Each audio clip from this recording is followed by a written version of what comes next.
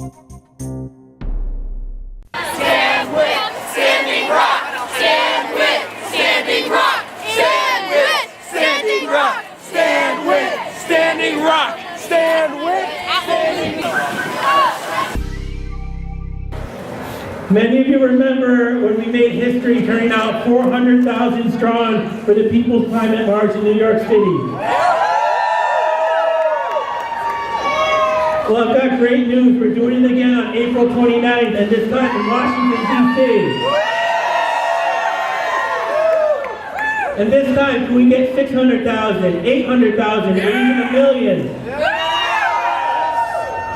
Well, your donations are going to help make sure that Connecticut does its part. Help us organize buses from every campus and every community in Connecticut. Help us subsidize tickets for students and those activists that are unemployed and underemployed. We need your help. Every dollar you give will make this possible. So please, see one of our members who's circulating the audience with the blue donation buckets, or visit our table. We can even take a credit card donation today. And again, thank you for coming out today, and thank you for whatever amount you can give.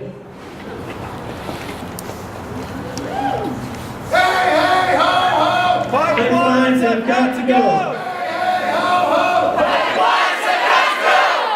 All right, I want to introduce our first speaker, and I also want to introduce my friend Ryan Hanley. He's going to help me share this last portion of today's program. Ryan's a student at Middlesex Community College. He's also a member of the United Food and Commercial Workers Union. And I want to do our first speaker is going to be Adam Wood. He's a member of Consumer Roles for Sensible Energy. Please welcome Adam Wood. Thanks. Well, I just wanted to thank everyone at 350 Connecticut for organizing today's event. Also want to thank the Sierra Club, Connecticut Sierra Club, and everyone else who came out to participate, even though it's really cold out. It's so important that lawmakers here in Connecticut and folks in the media see how passionate we are about these issues. Not many people are paying attention. I'm glad you're going to DC, so I heard there's a new president. I don't know if you guys heard the news, but he's actually appointed someone to run the transition committee for the environment and energy who doesn't believe in climate change. So the reason I'm here today, the reason my organization really wanted to support this event was because we believe the state of Connecticut made a big mistake a couple of years ago. They did it in the middle of the night, like a lot of energy bills passed in a lot of different places in Washington, D.C. and here in Connecticut. And what they did is they passed a bill to fund pipelines, to use our ratepayer dollars, our money, our taxpayer dollars, and fund a massive fossil fuel expansion in the state, the Northeast Pipe Access Pipeline. This is going to be, that's right, this is going to be built, the plans are for a company, Eversource, to make billions of dollars. And guess how many dollars they're risking to build this thing? Zero. You got it. We're going to put the money up. We as residents, as ratepayers, as taxpayers are going to put up all the money to fund this. And Eversource and all the stockholders are not going to put up a dime. So the state of Massachusetts, the state of New Hampshire, and the state of Connecticut are all involved in this. And guess what the state of Massachusetts said? No. No way. Right, exactly. The courts rejected it. They said, hey, this is a right. The people shouldn't be forced to pay for these pipelines for fossil fuel. And our state's going to be a leader on renewable energy. And guess what? Connecticut's done a lot of great things for renewable energy. The governor deserves credit. The lawmakers deserve credit. But with everything happening in Washington, D.C., with people who don't believe in climate change, Connecticut needs to stand up and be the strongest leader on climate change and investing in renewable energy. And the time is now. And so we're going to focus on turning back this law, this pipeline that's regressive and bad, and funding fossil fuels that harm our environment. And we're going to try to then create a renewable investment that would be a leader in the nation here in Connecticut. So I just wanted to thank you for your time. Thank you for the organizers of this event, and thanks for all of you to come out, brave the weather, keep doing it. We're going to need your support. The other side is very well funded. Thank you.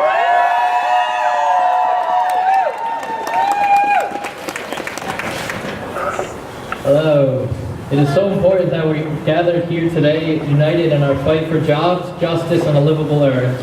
The work we do going forward will lay the foundation for the type of movement we need to fight climate change, end environmental racism, and create sustainable quality jobs for all.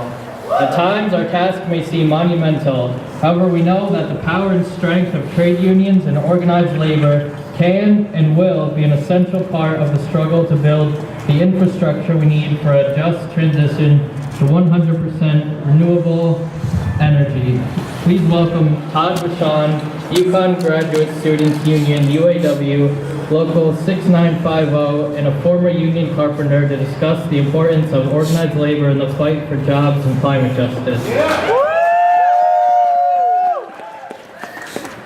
Are we fired up? Yeah! Are we fired up? Yeah! It's so good to see you all here today, sisters and brothers and cousins in the labor movement, in the environmental movement, civil rights movement, social justice movements, Black Lives Matter movement. It's all of us coming together making demands upon the powers that be that wins real gains. As we have heard, we have a new president. Maybe some of you have seen his TV show before. Not my president. Not your president, not my president either. So I like to think of this president as a bad boss. He has all of the attributes of a really bad boss. And what's the best way to deal with a bad boss? You form a union. That's right. You form a union. I don't think Donald Trump has ever had to confront an organized workforce like he's going to have to confront an organized citizenry if we keep up what we're about to do. What we're starting right here today is the beginning of 4 years, hopefully less, of a serious citizens' action movement.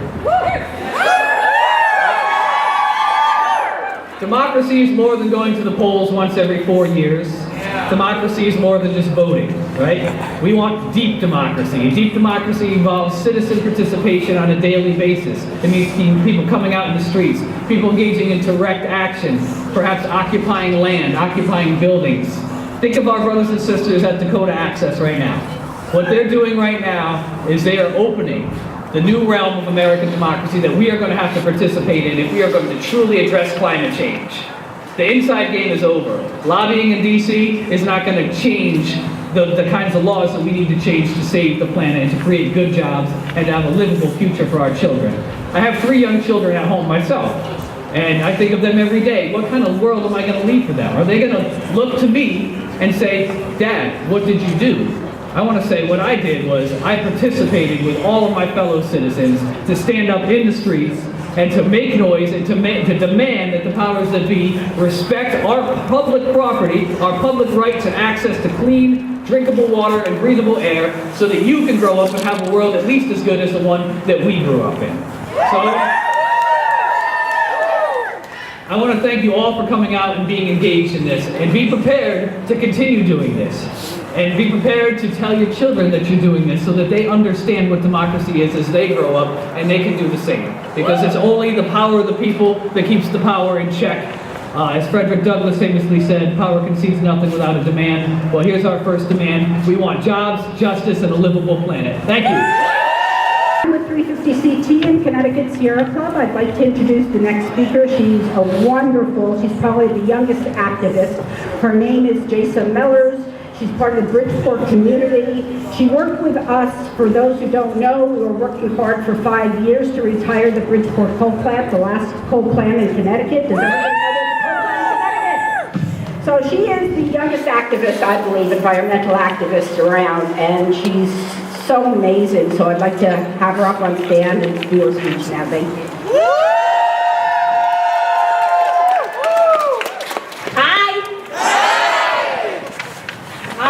Hi, my name is Jaysa Mellers. I'm here today to speak about why I think clean renewable energy is how kids like me will have a chance to lead a better and healthier life. I think everybody in the world deserves clean air to breathe. But it's becoming increasingly apparent that having to meet the profit goals of greedy corporations like PSEG is the only concern and not making sure we have clean air. Clean air is a human right, which is why I fight for the environment and against them. Our beautiful planet is being ruined by gas and coal, but it's people like me who live near these plants who suffer the worst. For example, I like to play the alto saxophone, but it's hard for me to get the perfect sound because I have to take deep breaths to play. Another problem is playing sports. I'm running around all day like that. It's not good for people who have asthma like me. I can't play floor hockey for 2 minutes or my lungs will explode. I think PSEG is just being lazy and not taking the time to find a profitable but healthier solution, but instead risk the lives of children and seniors. PSEG is teaching us children that cheap energy and maximum profit is what we should learn to repeat instead of doing the right thing for our planet.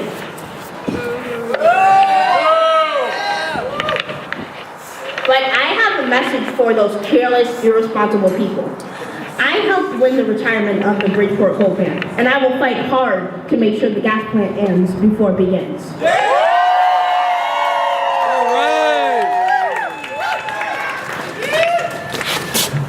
My lungs, my sister's lungs, my grandmother's lungs, everybody's lungs are worth renewable energy like solar and wind than any profit in the world. I think and believe our lungs are worth finding a healthier way to make energy. We kids are the future, and as I stand here in front of my family, my friends, my role models, I hope you don't mind that I make a special request of all of you. Please continue to fight with me for a healthier planet.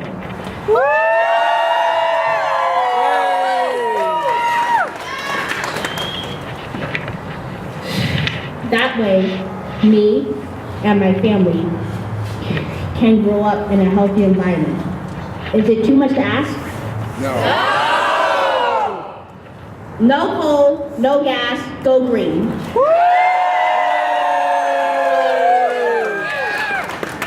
Good job, Jaysa. Good job. Having fun? Yay! All right, we got 3 more presenters, and we're going to kick off with them. Grosscup is going to sing a song. We shall not be moved. We shall not be moved. We're standing here together for freedom.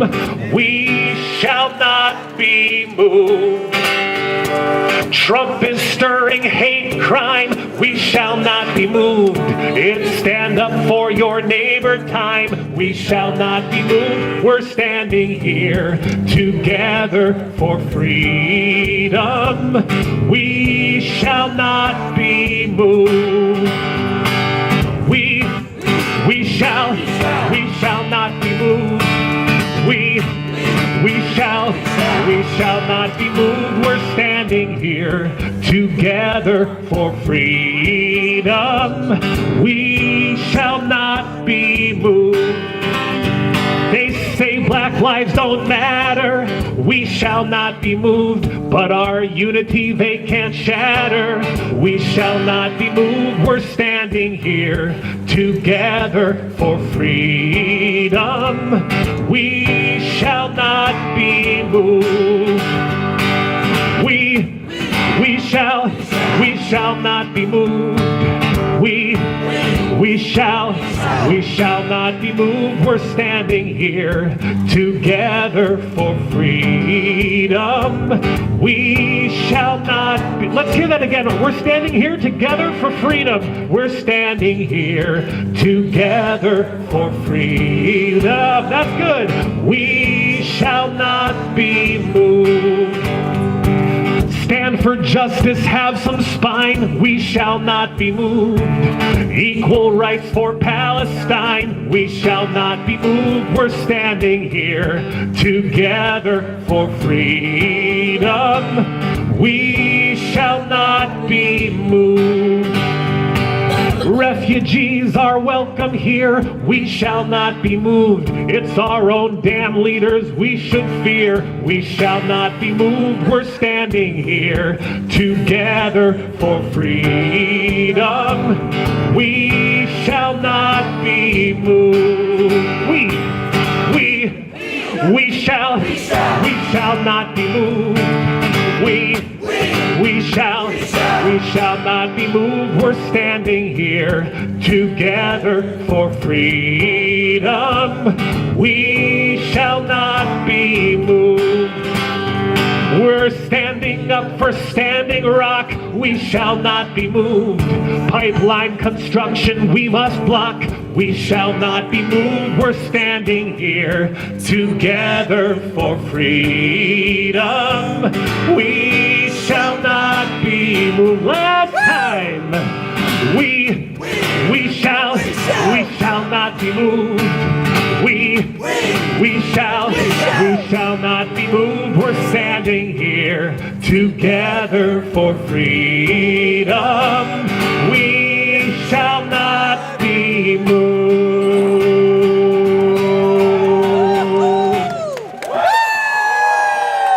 Thank you so much.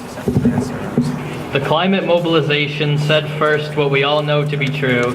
We need a federally planned emergency transition with the kind of resources and timetable that the U.S. government and industry implemented to prepare for World War II. If they could do it for war, why not for us now? Please welcome Anya Grenier of the Climate Mobilization.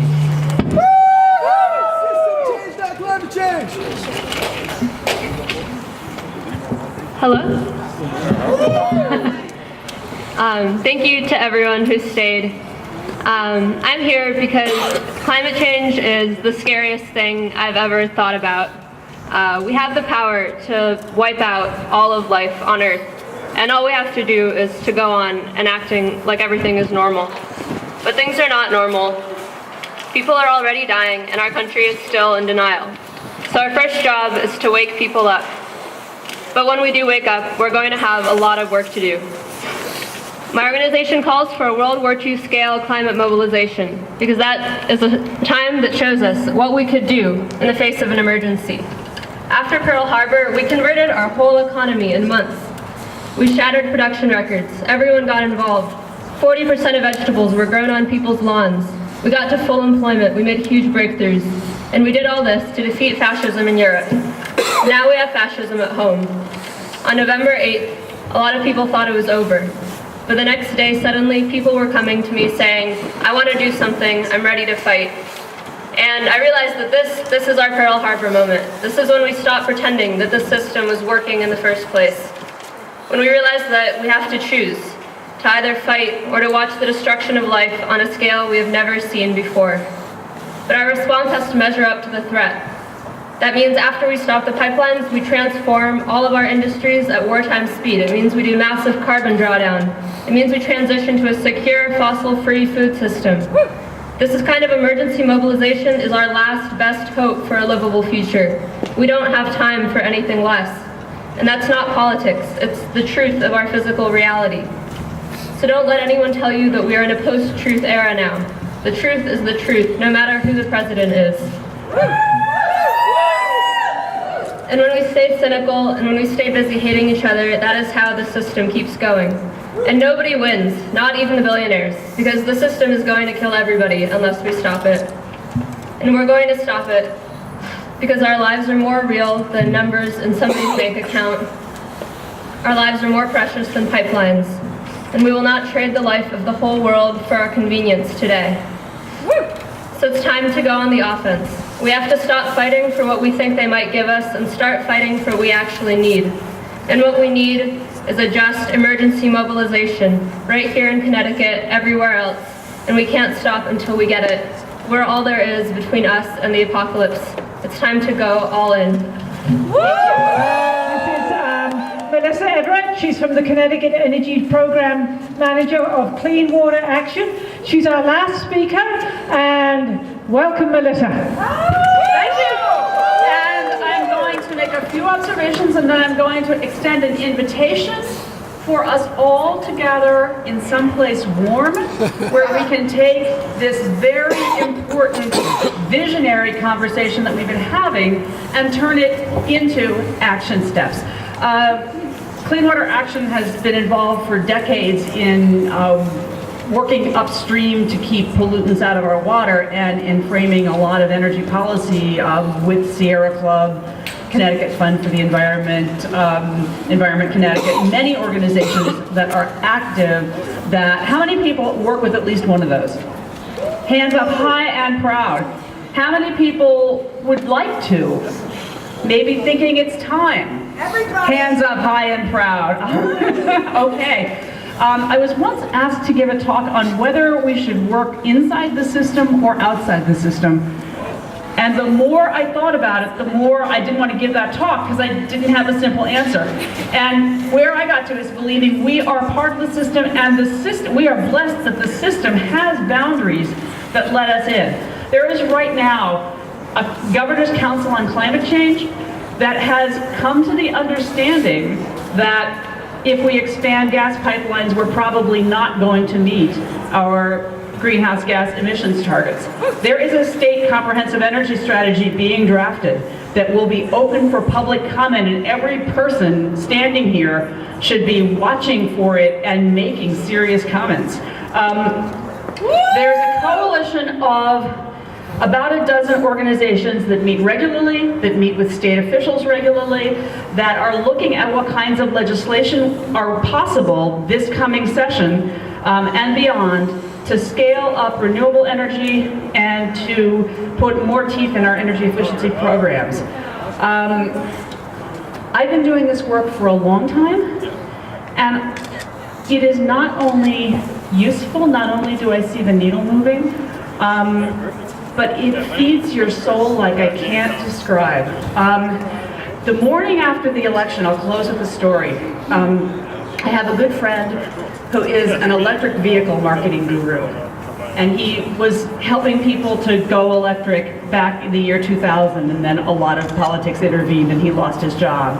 And he's beginning to do it again. And everybody that I talked to the morning after the election was kind of under the bed, and my friend was laughing. And I said, "What's that about?" He said, "I've just been on the phone with my broker buying shares in Prozac." Because everybody's being so crazy. But he went on more seriously to say, it doesn't really matter what a handful of policymakers think they're going to do. That is actually not the arc of history.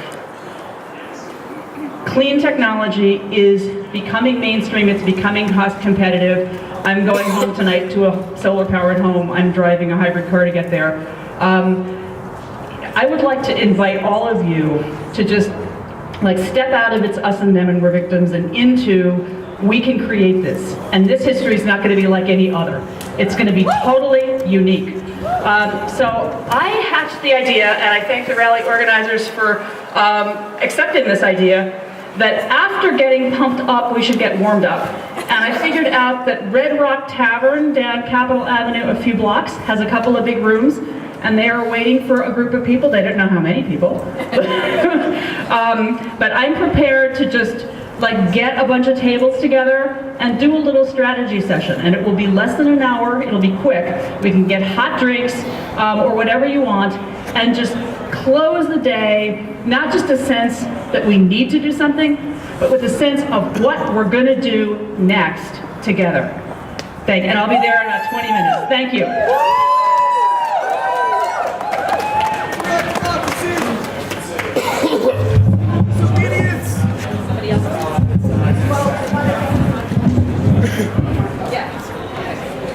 We want more speakers. I just want to say one last thing. We want to thank the sponsors. There were 4 sponsors of this event, and they were 350CT, Connecticut Sierra Club, IREJN, and Consumers for Sensible Energy. They donated quite a bit to be able to have this affair and rally and all that good stuff. And we came up with about, I guess, 35 endorsers. So I'd like to thank all those. We're so happy you guys turned out, and please join us afterwards. We really need your energy. Thanks.